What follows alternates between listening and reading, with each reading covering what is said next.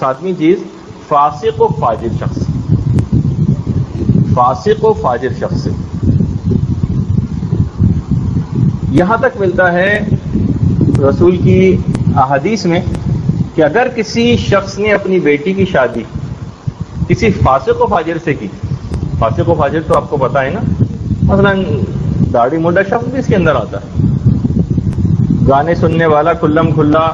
گناہ کرنے والا، نماز نہ پڑھنے والا، یہ سب فاسق و فاجر لوگ۔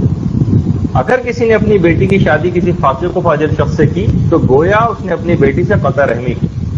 رشتہ ہی توڑ لیا اس نے اپنی بیٹی سے۔ تو اب دیکھیں کہ کتنی زیادہ اس سلسلے میں احادیث آئی ہیں، اور ایک حدیث کے مطابق 1000 بار لعنت اترتی ہے روزانہ اس شخص پر جو اپنی بیٹی کی شادی کسی فاسق و فاجر شخص سے کر دے۔ 1000 مرتبہ پروردگار کی طرف سے لعنت اترا کرتی ہے۔ اچھا دیکھیے، فاسق و فاجر کا ایک بہت بڑا نقصان یہ بھی ہوتا ہے، جیسے کہ ایک حدیث میں چھٹے امام جعفر صادق علیہ الصلوۃ والسلام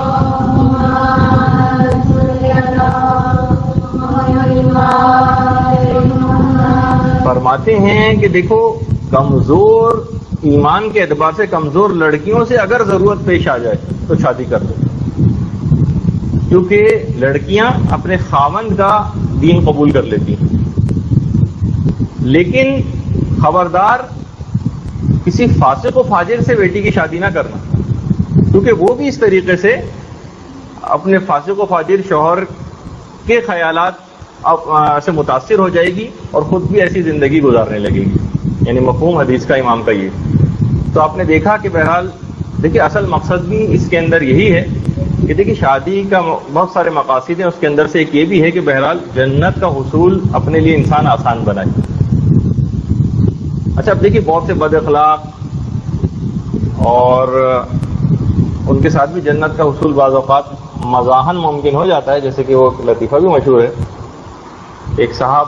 نے اپنی زوجہ سے کہا کہ ہم دونوں ہی جنتی ہیں، تم مجھے دیکھ کر شکر کرتی ہو، میں تمہیں دیکھ کر صبر کرتا ہوں، اور صابر اور شاکر دونوں جنتی ہیں۔ تو بہرحال اب فسق و فجور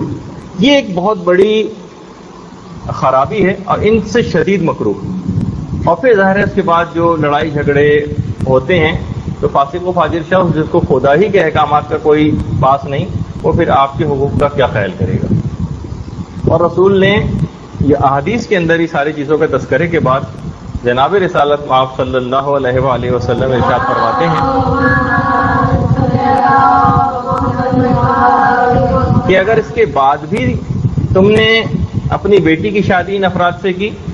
تو اس کے بعد جو بھی نتیجے ہوں گے تم اپنے آپ کو ملامت کرنا اور خدا سے کبھی اس کی شکایت نہ کرنا کہ میری بیٹی کی شادی کس سے ہوگی۔ تو بہرحال یہ اس کے اندر ہے۔ اچھا، جس طریقے سے ان 7